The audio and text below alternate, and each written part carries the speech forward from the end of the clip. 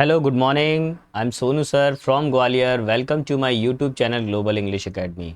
दोस्तों, जैसा कि हम जानते हैं, हम एसएससी एमटीएस 2024 की सीरीज़ को प्रोसेस किए हुए हैं। उस प्रोसेस के अंदर हम लोगों ने प्रीवियस ईयर क्वेश्चन पेपर को सॉल्व करना शुरू किया है। और देखिए बेटा, आज जो सेट नंबर है हमारे पास कितना है? सेट नंबर 10 है।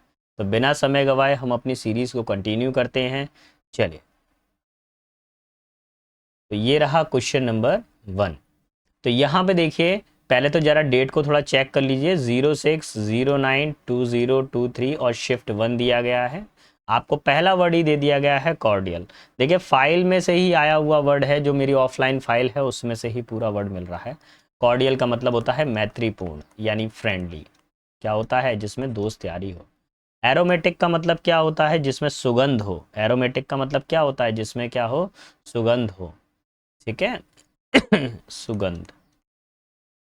और फ्रेंडली का मतलब क्या होता है? मित्रवत होता है। ब्रेव का मतलब बहादुर।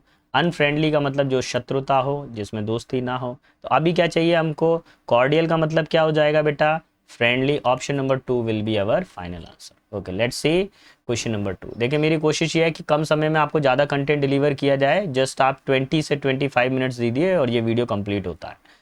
एनॉर्मस का मतलब क्या होता है बेटा? इसका मतलब होता है विशाल। एनॉर्मस का मतलब क्या होता है? विशाल। कोई चीज क्या हो? विशाल काय हो। विशाल काय। ठीक है। इन एपोजिट का मतलब क्या होता है? इन एपोजिट का मतलब होता है असहमत। इन एपोजिट असहमत। टिनी का मतलब क्या होता है? कोई चीज छोटी हो हमारे पास में। टिनी मतलब क्या हो जाएगा? अपोजिट असहमत या अनुचित भी कह सकते हैं। टिनी मतलब क्या होता है? कोई चीज स्मॉल हो, छोटी हो। फिर है हमारे पास में इररिलेवेंट। इररिलेवेंट का मतलब होता है असंगत, मतलब जो एक समान ना हो, रिलेट नहीं करता हो अपने क्वेश्चन से। और फिर वर्ड है हमारे पास में जाइजेंटिक, जिसका मतलब होता है ह्यूज यानी कि विशाल। Option number 4 will be our final answer. Okay, let's see question number 3। अब थर्ड किस तरह का क्वेश्चन है वो उसको देख लेते हैं। थर्ड में अगेन आपसे क्या पूछा गया है? एंटोनिम पूछा गया है। वर्ड क्या दिया गया है आपके पास में? एनॉय। अब एनॉय का मतलब क्या होता है? किसी को चिढ़ाना या किसी को तंग करना, परेशान करना। ये सारे के सारे इसके हिंदी सेंस हमारे पास में आ जाते हैं। ठीक है।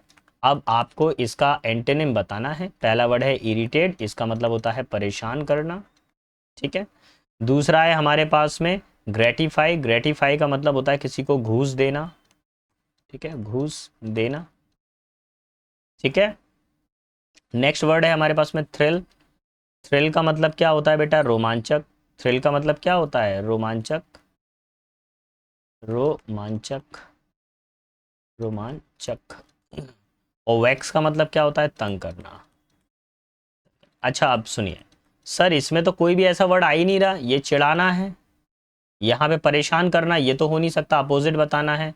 तंग करना भी नहीं हो सकता, रोमांचक भी नहीं हो सकता है। तो देखिए, यहाँ पे घूस देना एक वर्ड आ रहा है। घूस देने का मतलब क्या हो जाएगा? धन देकर किसी को प्रसन्न कर देना, है ना? प्रसन्न करना।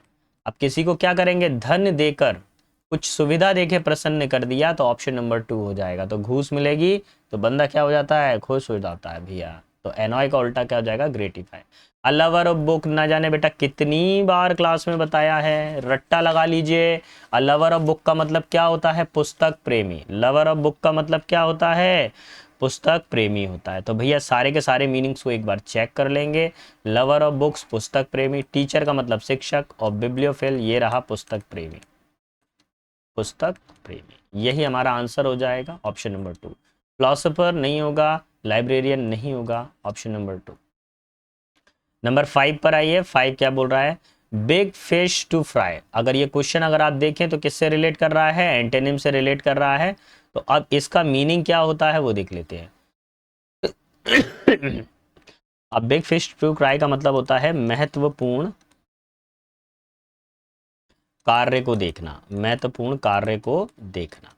कोई ऐसा काम है, टीचर ने बोल दिया आपको कि भाई आपको आज अटेंडेंस लेनी है और कोई बच्चा रह नहीं जाए, सारे बच्चों की अटेंडेंस करनी है। तो ये क्या हो जाएगा? बिगर फिश टू फ्राई यानी महत्वपूर्ण कार्य को देखना। तो देखिए, लिखा हुआ है टू बैरली। बैरली का मतलब होता है मुश्किल से। मुश्किल से ही किसी काम को करना नहीं बेटा, ये पॉसिबिलिटी कम है। हैविंग समथिंग मोर इम्पॉर्टेंट, कुछ बहुत ही अत्यधिक इंपॉर्टेंट करना, टेक केयर ऑफ, कोई बहुत इंपॉर्टेंट चीज़ हो जिसका ध्यान रखा जाए, option number 2 will B final answer. Having work more than one capacity, किसी की क्षमता से अधिक कार्य होना, ये नहीं होगा। To be similar in one parents, अपने पेरेंट्स के हिसाब से दिखाई देना, नहीं बेटा, option number 2 will be our final answer. देखिए नंबर 6 पर आते हैं, अगला क्वेश्चन नंबर 6 क्या कह रहा है उसको जान लेते हैं। 6 वाला बेटा क्या है हमारे पास में, ईडियम्स है, मुहावरे है। लिखा गया the Indian team had its back against the wall but but the manage to fight back. अब बैक अगेंस्ट द का मतलब क्या होता है, ऐसी परिस्थिति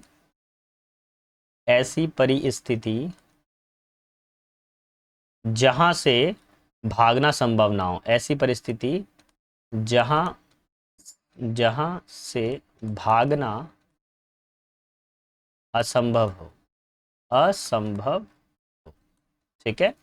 अब एग्जाम डेट आ गया, अब आपको मालूम है कि भैया 30 सितंबर से आगे की तरफ को हमारे पास में पेपर होने वाले हैं, after 30 September, October, I think अक्टूबर नवंबर में, तो ये पूरा अक्टूबर नवंबर प्रोसेस चलेगा आपका पेपर का, एसएससी एमटीएस का।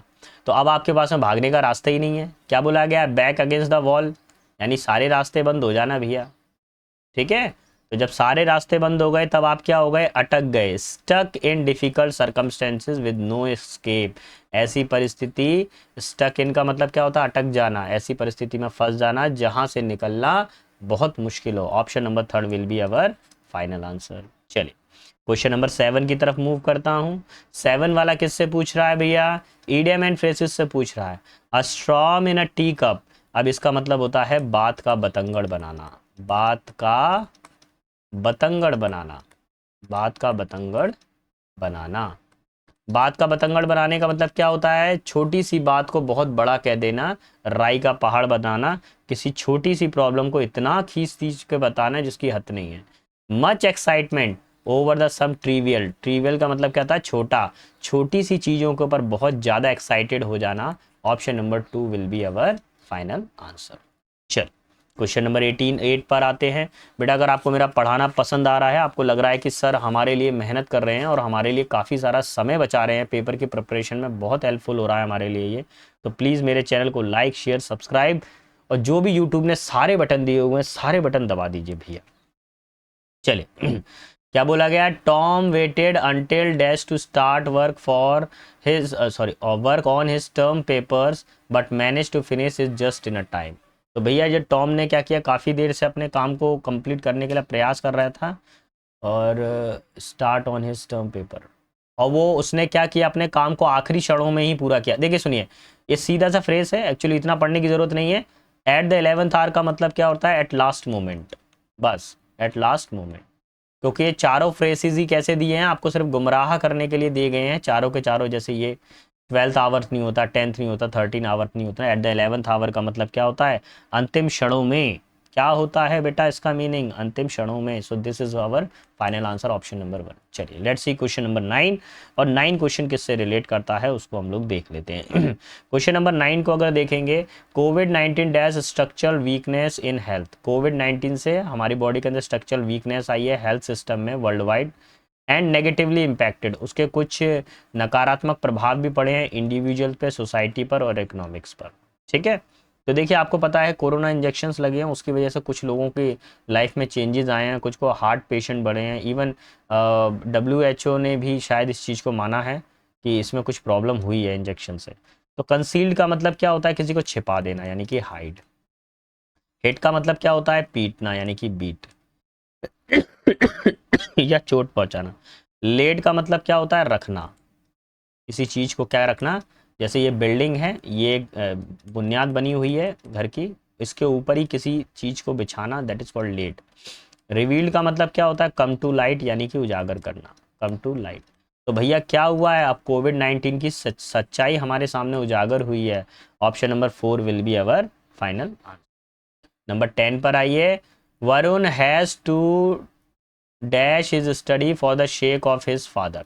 अरुण को अपनी पढ़ाई को डैश करना पड़ा अपने पिता की अस्वस्थता के कारण। तो भैया बीमारी है, पिताजी अगर बीमार हैं तो कोई व्यक्ति का मन लगेगा क्या पढ़ाने करने में, किसी का मन लगेगा क्या पढ़ने में, अब उसका आधे से ज़्यादा टाइम तो फैमिली प्रॉब्लम में ही जाएगा। तो पहला वर्ड है एप्लॉड। एप्लॉड का मतलब क्या होता है, प्रेस यानी प्रशंसा करना। रिवर्स का मतलब क्या होता है, उलटना, किसी चीज़ को। सेक्रीफाइस का मतलब क्या होता है, त्याग देना, त्याग करना। और इमिटेट का सबको मालूम है क्या होता है, कॉपी करना, नकल करना। तो क्या कर दिया है उसने, अब पिताजी की तबीयत खराब है तो क्या करेगा, अपनी पढ़ाई को उसको साइड वाइज करना पड़ेगा। चलिए अगले क्वेश्चन पर आइए। The tone of his voice seem to dash that he knew more than he was letting on. भैया उसकी आवाज़ से ऐसा पता चलता है कि वो जो घटना है उससे अधिक जानता है उसके बारे में। तो पहला वर्ड है इंटेंट। इंटेंट का मतलब क्या होता है, इरादा करना, ठीक है। फिर है हमारे पास में इंसाइज यानी काट कर अलग करना, काट कर अलग करना। फिर है हमारे पास में इनकलकेट। इनकलकेट का मतलब होता है मन में बैठाना। और नेक्स्ट है हमारे पास में इम्प्लाई। इम्प्लाई का मतलब होता है मतलब, एक इम्प्लाई का मतलब होता है मतलब होना। इम्प्लाई का मतलब क्या होता है, किसी चीज का मतलब होना। ऑप्शन नंबर फोर्थ हो जाएगा। तो भैया उसकी आवाज़ से क्या लगता है कि जैसे वो सब कुछ जानता है, उसके अंदर उसका मतलब छिपा हुआ है, उसका मीनिंग छिपा हुआ है, ठीक है। चलिए नेक्स्ट क्वेश्चन नंबर 12 पर आते हैं। 12 क्वेश्चन किस तरह का काम करेगा वो भी देख लेते हैं। The rusty door made a dash screeching noise. भैया दरवाजे के अंदर क्या है, रस्ट लगा हुआ है, जंग लगी हुई है, तो वो जंग वाला जो दरवाजा है वो क्या कर रहा है, स्क्रीचिंग की आवाज़ कर रहा है। तो वो आवाज़ बहुत अच्छी लगेगी क्या। स्मूथ का मतलब बहुत ही मतलब स्मूथ हो कोई चीज़, मतलब चिकना कह सकते हैं, बिल्कुल, है ना, समतल हो। हार्श का मतलब क्या होता है बेटा, कठोर या कर्कश कह सकते हैं, कर्कश या कठोर। नेक्स्ट है लो का मतलब धीमा होता है। सॉफ्ट का मतलब सभी को मालूम है मुलायम होता है। तो आवाज़ कैसी आ रही थी भैया, हार्श आवाज़ आ रही थी। कैसी आवाज़ आ रही थी, दरवाजे में से हार्श आवाज़ आ रही थी, ठीक है बेटा। चलिए अब देखिए क्वेश्चन नंबर 13 कैसे काम करता है। This is the first time I at such a tasty cake. भैया एक बार फिर से पढ़िए इस क्वेश्चन को, आप लोग फिर से कोशिश करेंगे। दिस इज द के साथ में सुपरलेटिव डिग्री आ रही है, यहाँ तक तो कोई प्रॉब्लम ही नहीं है। आई एट सच, सच के बाद में ए आर्टिकल आ रहा है। टेस्टी में टा की आवाज़ आ रही है, आर्टिकल का यूज़ करेक्ट है, नो एरर, कोई एरर नहीं है। Option number 4 will be our final answer. Number 14 पर आइए। 14 क्या कह रहा है द, अच्छा 14 वाला जो है बेटा वो कौन सा है, स्पेलिंग एरर को लेकर है, आपको गलत स्पेलिंग का चयन करना है। तो पूरा क्वेश्चन को पढ़ने से बेहतर ये है कि हम सीधा ऑप्शन को पढ़ लेते हैं। ईदर की सही है, स्क्रैच की सही है, ग्रामर की सही है। हंगरी की स्पेलिंग में गड़बड़ है, ई नहीं आना चाहिए। Option number 4 will be our final answer, ठीक है। चलिए 15 पर आता हूँ। अगला क्वेश्चन जो 15 है वो क्या कह रहा है, the questionnaire appear to be miserable design. अब भैया यहाँ पर जो हमारे पास में जो वर्ड दिया हुआ है, आपको इनकरेक्ट स्पेलिंग देखनी है। मिजरेबली अपीयर्ड, भैया ठीक है यहाँ पे तो स्पेलिंग, तो यार क्वेश्चनियर की भी ठीक स्पेलिंग है, कोई दिक्कत नहीं है। अच्छा सुनिए, यहाँ पे क्वेश्चनियर की स्पेलिंग, यहाँ पे क्वेश्चनियर की स्पेलिंग बिल्कुल परफेक्ट है, ठीक है। अपीयर्ड की स्पेलिंग यहाँ पर ठीक है, यहाँ पर भी ठीक है। अच्छा देखिए यहाँ पर मिजरेबल की स्पेलिंग डिफरेंट है, ये गलत है। करेक्ट स्पेलिंग कहाँ लिखी हुई है, यहाँ पे। तो option number 2 will be our final answer. क्या हो जाएगा ऑप्शन नंबर 2, एक बार डिजाइन को और चेक कर लेते हैं, यहाँ पे सही है, यहाँ पे सही है। Option number 2 will be our final answer, ठीक है। क्वेश्चन और आंसर में स्पेलिंग में थोड़ा सा डिफरेंस है। 16 पर आ जाइए। क्वेश्चन नंबर 16 किससे बिलोंग करता है, क्वेश्चन नंबर जो 16 है बेटा वो आपके पास में fill in the blank error से डिपेंड करता है, और इस पर क्या करना है देख लेते हैं। शी विल हैंडलिंग, भैया विल के साथ में कौन सी फॉर्म आती है जरा बच्चों बताओ बेटा, वर्ब की फर्स्ट फॉर्म आती है, क्या आती है, वर्ब की फर्स्ट फॉर्म। तो भैया देखो विल के साथ में सेकंड फॉर्म है, कैंसल। शैल हैंडल्स तो होगा नहीं, विल्स तो होगा ही नहीं। ऑप्शन नंबर 4, विल के साथ में कौन सी फॉर्म आती है, first form. Free hit question था ये, इसको क्या बोलते हैं, फ्री हिट। इतना इजी क्वेश्चन दे दिया है बच्चों को। अच्छा जिन लोगों ने नहीं पढ़ा उनके लिए तो टफ होगा ही भाई, जिन्होंने पढ़ा है उनके लिए आसान है, जैसा हमने पढ़ा है हमारे लिए आसान है, ठीक है। क्वेश्चन नंबर 17 पर आ जाते हैं। और जो गिवन क्वेश्चन है क्वेश्चन नंबर 17, ये किस तरह की चीज़ों को देख रहा है, you are always try to jump over the wall.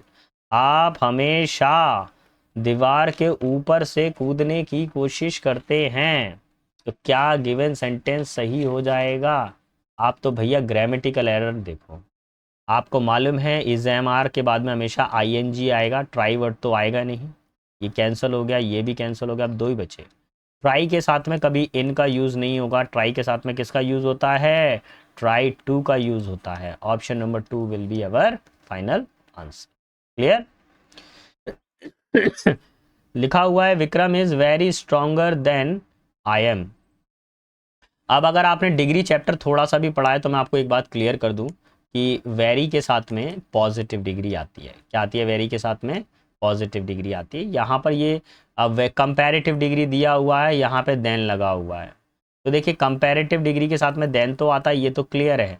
अब आपको क्या करना पड़ेगा, यहाँ पे ये जो वेरी है ये अननेसेसरी दिख रहा है, इसको आप एलिमिनेट कर दीजिए, वेरी की ज़रूरत नहीं है। आप वेरी की जगह पर अगर कुछ लगाना चाहते हैं तो फिर आप मच लगा लीजिए। वेरी की जगह पे क्या आ सकता है? मच, क्योंकि देखिए मच के बाद में कंपैरेटिव डिग्री का यूज किया जा सकता है। ठीक है, so option number 4 will be our final answer. Okay, let's see question number 19। Here we have question number 19 which is related to the error detection. I have already told you, just go and cram the topic that is article.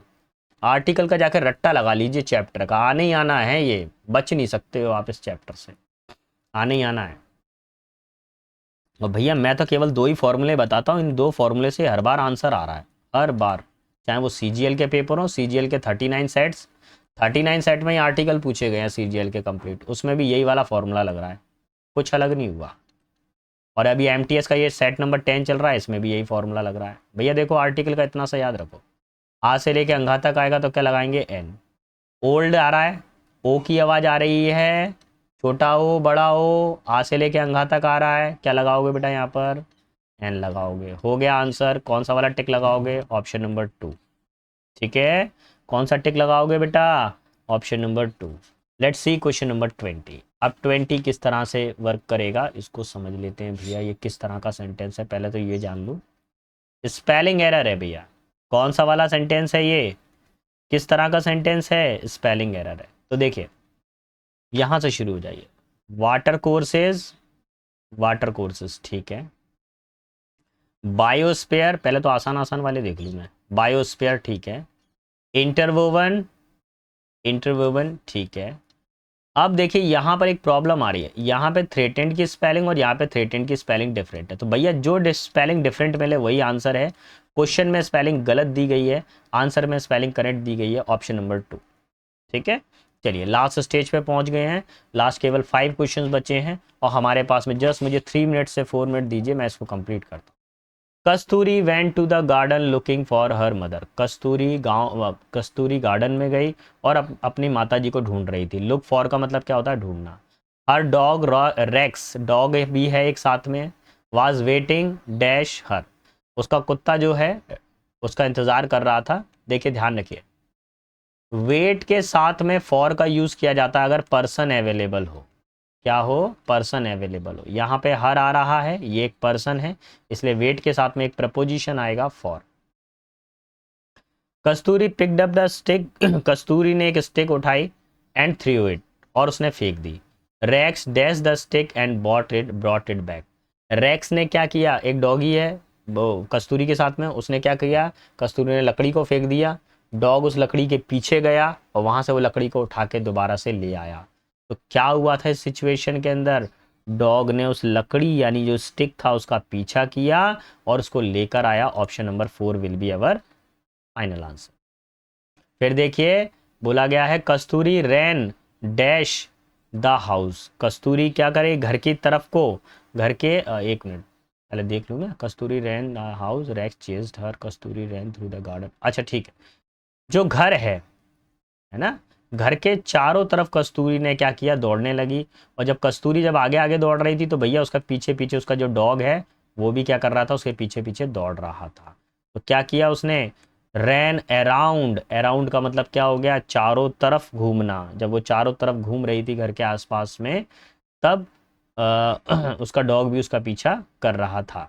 फिर देखिए Kasturi ran through the garden, Kasturi garden में गई and racks dash her. अब भैया कस्तूरी garden में गई तो भैया डॉग ने उसको फॉलो किया, डॉग भी पीछे पीछे चला गया, ऑप्शन नंबर 2।